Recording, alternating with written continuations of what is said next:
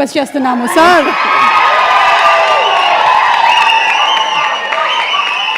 అందరికీ నమస్కారం.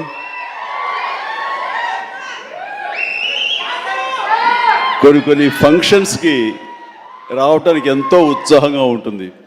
వాళ్ళు పెద్దవాళ్ళ చిన్నవాళ్ళ ఎలాంటి వాళ్ళ నేను చూడనది. ప్రేమతో పిలిస్తే గనక ఎస్ వస్తున్నానే అంటుంది. నాకు ప్రేమ కావాలి, అభిమానం కావాలి. అలాంటిది ఇక్కడ అభిమానం నాకు చాలా నిండుగా మెండుగా లభిస్తుండటంలో చూస్తున్నారుగా. ఇక్కడ ప్రతి ఒక్కళ్ళు అంత ప్రేమ కురిపిస్తుంటే ఇది ఆస్వాదించడానికి నేను వచ్చినందుకు నాకు చాలా చాలా సంతోషంగా ఉంది. అండ్ ఈ రోజున మీతో పాటు ఇలా షేర్ చేసుకోవటం అండ్ ఇక్కడ మీరు ఇంత ఉత్సాహంగా వచ్చి ఈ ఫంక్షన్ని ఇంత వైబ్రెంట్గా ఇంత ఉత్సాహంగా ఇది జరగడానికి కారణమైనటువంటి మీ అందరికీ కూడా నా మనస్ఫూర్తిగా నా సంతోషాన్ని అభినందనలు తెలియజేస్తున్నాను. మొన్న పాండమిక్ కోవిడ్ సమయంలో అది ప్రపంచంలో చాలా వ్యవస్థల్ని చాలా రంగాల్ని అతలాకుతలం చేసింది, కన్ఫ్యూజ్లో పెట్టేసింది, భవిష్యత్ ఏమిటో తెలియని అగమ్య గోచరంలో పెట్టింది. అలాంటి పరిస్థితిలో సినిమా రంగం కూడా ఏమైపోతుంది అనే ఒక డోలాయమాన పరిస్థితిలో ఉన్నప్పుడు చూస్తే నిజంగానే అందరూ ఓటీటీలకి అలవాటు పడిపోయారు. అది భాషలకు సంబంధం లేకుండా ఏ భాషా చిత్రాలు సరి చూసి వాళ్ళకి ఎక్స్పోజర్ చాలా ఎక్కువ వచ్చేసింది. ఇలాంటి వాళ్ళకి ఏ సినిమాలు తీసి మనం సాటిస్ఫై చేయగలం, ఇలాంటి వాళ్ళని మనం సంతృప్తి పరచగలమా అనేది ఎప్పుడూ ఒక రకంగా మీమాంసలు ఉంటుండేవాడు. ఆ తర్వాత అలవాటైపోయి జనాలు ఇళ్లలో ఓటీటీలో సినిమాలు చూడటం అలవాటైన తర్వాత వాళ్ళు థియేటర్ రప్పించడం చాలా కష్టం అండి. అన్లెస్ అది ఏదైనా ఈవెంట్ ఫిల్మ్స్ కానీ, బిగ్ హీరో ఫిల్మ్స్ కానీ, హై బడ్జెట్ ఫిల్మ్స్ కానీ థియేటర్లోనే ఆ సినిమా చూడాలి, ఆ ఎక్స్పీరియన్స్ మనం పొందాలి అనుకునే సినిమాలకు తప్ప చిన్న చిత్తగా సినిమాలకి రావడం చాలా కష్టం అన్నప్పుడు ఇదేమి కష్టకాలం మనకి ఇండస్ట్రీకి. ఈ సినిమా ఇండస్ట్రీ ఏమైపోతుంది? ఒక 5-6 పెద్ద సినిమాలను ఆడినంత మాత్రాన అది సినిమా ఇండస్ట్రీ ఓహో అంటూ కాదు.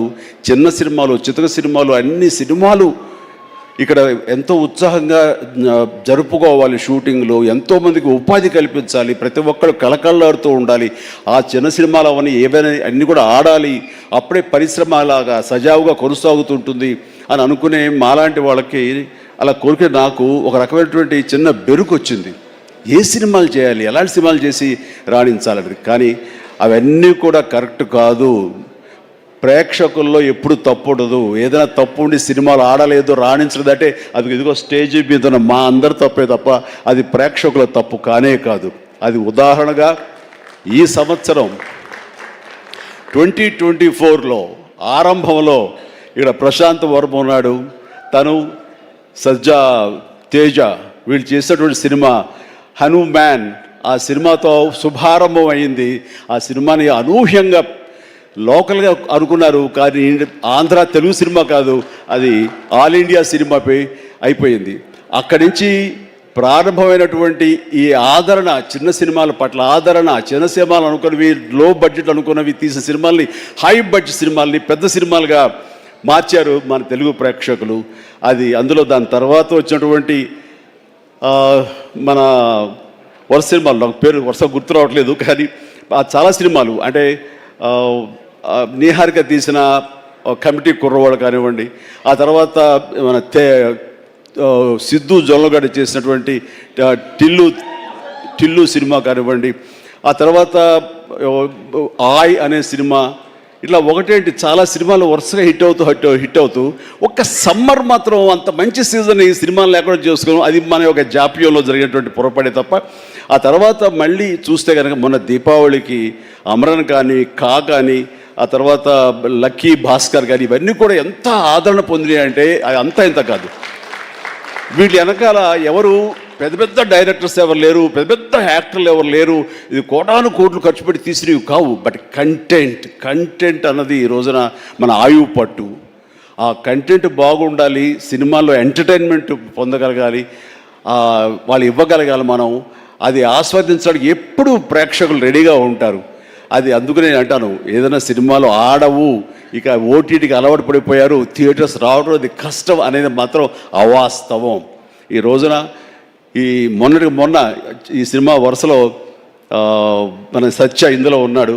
సత్య చేసినటువంటి అలాగే మన కీరవాణి గారి అబ్బాయి చేసిన శ్రీ మత్తు వదలరా 2 ఎంత బాగుంది ఆ సినిమా, ఎంత సరదాగా ఉంది, ఆద్యంతం చాలా చాలా బాగుంది. ఇవన్నీ కూడా నేనే ఉత్సాహంగా సినిమాలు 2 సార్లు చూశాను ఆ సినిమా. ఇట్లాగా సినిమా బాగుంటే థియేటర్స్కి వస్తారు, చూస్తారు, వాళ్ళు ఎంటర్టైన్మెంట్ పొందడానికి వాళ్ళు ఎంత డబ్బైనా ఖర్చు పెట్టడానికి రెడీగా ఉన్నారు. అయితే ఆ సినిమా వాళ్ళకి అందేలాగా మనం చాకచక్యంగా తీయాలి, మనం శ్రద్ధాశక్తులతో తీయాలి. ఆ కంటెంట్ని మనం 1-2 సార్లు చెక్ చేసుకుంటే కానీ మనం బయటకు వదలకూడదు. ఎందుకంటే ఈ రోజున దాదాపుగా 125 సినిమాల దాకా ఇంతవరకు రిలీజ్ అయితే అందులో ఆల్మోస్ట్ 20% ఫిల్మ్స్ సూపర్ హిట్ అయినాయి. ఇది మంచి పర్సంటేజ్. అండ్ ఆ రకంగా ఈ రోజున ఈ జీబ్రా మంచి కంటెంట్ తోటి ఉందని అర్థమవుతుంది. ఇది వెరీ గుడ్ ఎంటర్టైన్మెంట్ ఉంది. ఇందులో మంచి స్టార్ కాస్ట్ ఉన్నారు, అందరూ వండర్ఫుల్ యాక్టర్స్ ఉన్నారు. అండ్ టోటల్గా ఇది మంచి ఎంటర్టైన్మెంట్తో పాటు ఒక క్రైమ్ ఎలిమెంట్, ఇప్పుడే విన్నాను ఫ్యామిలీ కూడా ఉంది, ఎమోషన్స్ ఉన్నాయని విన్నాను. ఖచ్చితంగా ఈ జీబ్రా మంచి హిట్. ఇప్పుడే రాశాను అక్కడ, ఈ బొమ్మ సూపర్ హిట్ అని అవ్వాలి, అవుతుంది. అండ్ ఎందుకంటే ఇందులో నాకు కావలసినటువంటి నా మనుషులు అయితే ఏంటంటే ఇప్పుడు అదే అది కాదురా, నువ్వు వచ్చే వైజాగ్ నుంచి సంతోషమే, మరి బొమ్మలు నువ్వు వైజాగ్లో ఆడించాలి. అది కాదు, అదే అలా అయితే బలవాడే. మన హీరోది కూడా అదే ఊరే, కూర్చోరా కాసేపు. సో ఈ ఇందులో సత్యరాజ్ గారు ఉన్నారు, సత్య ఉన్నాడు, అండ్ సునీల్, అందరికి మించి నా బ్రదర్. అండ్ కన్నడ నుంచి వచ్చినటువంటి ఒక అద్భుతమైన యాక్టర్ ధనుంజయ. ఆయన గురించి నేను విన్నాను కానీ సినిమాలు చూడటం ఇది చేయలేదు. బట్ పుష్ప చూశాను. పుష్ప ఎక్కడ అనేది నాకు గుర్తు రావట్లేదు, కానీ డెఫినెట్గా ఈ సినిమాలో చాలా మంచి గుర్తింపు వచ్చి తను కూడా మంచి ఆర్టిస్ట్గా తెలుగు యాక్టర్గా తను సెటిల్ అవుతాడు అంటలో ఎలాంటి సందేహం లేదు. All the very best Dhananjaya. And ఇక సత్యదేవ్ గురించి ఏం చెప్పను. నాకు 2 తమ్ముళ్ళు ఉంటే కనుక అందులో ఇంకొక తమ్ముడు, 3వ తమ్ముడు సత్యదేవ్. అంతటి ప్రేమని తను చూపించే ప్రేమలో ఎక్కడ కల్మషం ఉండదు. ప్రేమ అందులో నిజాయితీ ఉంటుంది, నిజమైన ఎమోషన్ ఉంటుంది. తను ఇందాక చెప్పినవన్నీ కూడాను అన్ని సత్యాలు. ఎందుకంటే నాకు అతను చూడగానే అతనిలో ఒక స్వచ్ఛత ఉంటుంది సార్, ఆనెస్ట్, సిన్సియర్. అది మాత్రం చాలా అద్భుతం. ఎక్కడ కృతకంగా ఉండదు, ఇంప్రెస్ చేయాలని మాట్లాడు, అనుకున్నట్టుగా ఎగ్జిబిట్ చేస్తాడు, చెప్తాడు. అది చాలా మనకి మనసుకు హత్తుకుంటుంది. నేను ఫస్ట్ టైం ఈ పాండమిక్లోనే ఒక సినిమా చూసాను. సినిమా పేరు నాకు గుర్తురాట్లేదు. ఏ సినిమా అది? Bluff master. తన నేచర్కి వ్యతిరేకమైన టైటిల్ అది. సో బ్లఫ్ మాస్టర్ అనే సినిమా నేను చూసినప్పుడు తర్వాత ఇంకో సినిమా కూడా చూశాను వరుసగా. ఎవరి యాక్టర్ చాలా ఇంటెన్సివ్ పెర్ఫార్మెన్స్ చేస్తున్నాడు, టచ్ ఆఫ్ క్లాస్గా ఉంది. అండ్ మన తెలుగు మనిషిలాగా అనిపించలేదు. బహుశా అతనికి డబ్బింగ్ వాయిస్ ఇచ్చారు, ఎందుకంటే వాయిస్లో అంత రిచ్నెస్ ఉంది, అంత క్లారిటీ, అంత నీట్గా ఉందంటే మంచి డబ్బింగ్ ఆర్టిస్ట్ తోటి తనకి డబ్బింగ్ చెప్పించుంటారు. కాబట్టి ఎవడో బయట వ్యక్తి అయి ఉంటాడు. ఏ యాక్టర్, ఏ కన్నడనా ఇంకోట అనిపించేది. అని ఎవరితో మాట్లాడుతూ లేదండి మన వైజాగ్ అబ్బాయి అన్నాడు. మనూరి అంటారా, మన వైజాగ్ అబ్బాయి అని చెప్పేసి అన్నారు. అనేసరికి నిన్న ఒకసారి అతన్ని చూడాలనుకున్నాను, మనం మాట్లాడాలనుకుంటున్నాను. ఎందుకంటే అతనిలో బెస్ట్ యాక్టర్ ఉన్నాడు. మరి అతనికి ఎవరు వెనక నుండి సలహాలు ఇస్తున్నారు, తన లైఫ్ ఎలా మోల్డ్ చేసుకుంటున్నారు నాకు తెలియట్లేదు. ఊరికనే సరదా మాట్లాడదాం అనిపించింది. నాకున్న ఇంప్రెషన్ తనతో షేర్ చేసుకుందాం అనిపిస్తుంది. అంటే వెంటనే ఫోన్ వెళ్ళటం ఏంటి, అప్పుడు ఫ్లాట్స్లో నుంచి అపార్ట్మెంట్స్ నుంచి బయటికి వచ్చే ప్రసక్తే లేదు. అక్కడ వాళ్ళ యూనియన్ ఏదో ఉంటే కనుక వాళ్ళ స్పెషల్ పర్మిషన్ తీసుకుని అప్పుడు రోడ్డు మీద వచ్చి నన్ను కలవడం జరిగింది. చూడగానే నా పేరు సత్యదేవ్ అండి అది అన్నాడు. అనిన తర్వాత ఓకే వెరీ గుడ్, చాలా బాగా చేస్తాడు. కాసేపు పిచ్చాపడి మాట్లాడుకున్న తర్వాత సార్ ఇక్కడ ఇందాక నాడే అతను పచ్చబొట్టు అని కాదు, అది పడ్డ మచ్చ, అది నేల మీద. అది ఎందుకు పడ్డావు ఏంటి అది అంటాను. నేను మీ కొదమసింహం సినిమాలో మీరు రోప్లో జంప్ చేస్తుంటారు, నేను మా డిష్ టీవీ మా యాంటీనాలో ఉండే వైర్ తోటి అలా జంప్ చేసి కింద పడ్డానండి, అవి దెబ్బ తగిలింది. అయిన తర్వాత మీ ఇంపాక్ట్ ఎంత ఉంటుందని మీకు ఈ విషయం చెప్పాలి. దీన్ని కుట్లించడం కోసం మా నాన్నగారు హాస్పిటల్కి తీసుకెళ్ళారు. అప్పట్లో మత్తు గిత్తు లోకల్ ఇంజక్షన్స్ ఇవ్వలేదు. దాన్ని అట్లాగే నేను భరించలేక ఏడుస్తుంటే, అరే చిరంజీవి అయితే అసలు నవ్వుతూ అది కుట్టించేసుకుంటాడు అంటే వేసిన 5-6 కుట్లు నేను నవ్వుతూనే ఉన్నాను, పెయినే తెలియలేదు. అది మీ మహిమ నా మీద, అది దాని ఇంపాక్ట్ ఉంటుంది. అంటే నేను ఏదైనా మైకువా లేకపోతే ఏంటి ఎనస్థిషియా లాంటి వాడినా ఏంటి. అండ్ తనకి అంత ప్రేమ, ఆ ప్రేమ మత్తులో ఆ పెయిన్ కూడా తనకు తెలియలేదన్నమాట.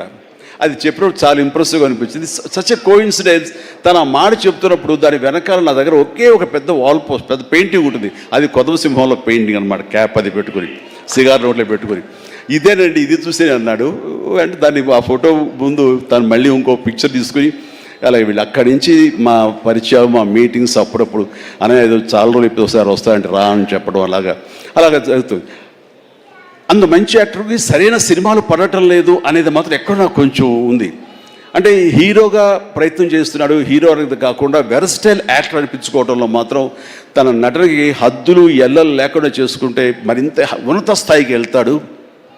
ఆ తర్వాత ఇతను ఏ స్థాయిలో ఉండాలి, ఏ పాత్రలో ఉండాలి, ఏ హీరోగా సెట్ అవ్వాలి ఏంటంటే ప్రేక్షకులు నిర్ణయిస్తారు. దాని ప్రకారం మనం ముందుకు వెళ్ళిపోవచ్చు అంటూ గాడ్ ఫాదర్లో ఎవరో నార్త్ హీరోస్నో లేకపోతే ఇంకో హీరోస్నో బయట లాంగ్వేజ్ హీరోస్నో తీసుకొస్తే మనకింత పొటెన్షియల్ ఉన్న ఒక ఆర్టిస్ట్ ఉన్నాడు, అతన్ని ఆ క్యారెక్టర్ పెట్టుకుందాం అని అంటే కొంచెం రెసిస్టెన్స్ వచ్చింది. ఎందుకంటే మనవాళ్ళు అనగానే లోకువ. కానీ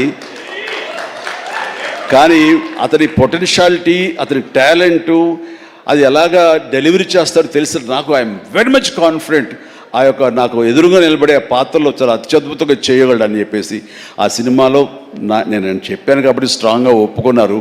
ఇందాక తను చెప్పినట్లుగా తను అంతకంతగా ఆ దాంట్లో రాణించాడు, మెప్పించాడు, ఒప్పించాడు. ద ఫెంటాస్టిక్ పెర్ఫార్మెన్స్ ఇచ్చి ఆ సినిమా అంత ఎత్తుకు వెళ్ళటానికి, ధీటుగా నాకు నిలబడి చేయడానికి తను కారణమయ్యాడు.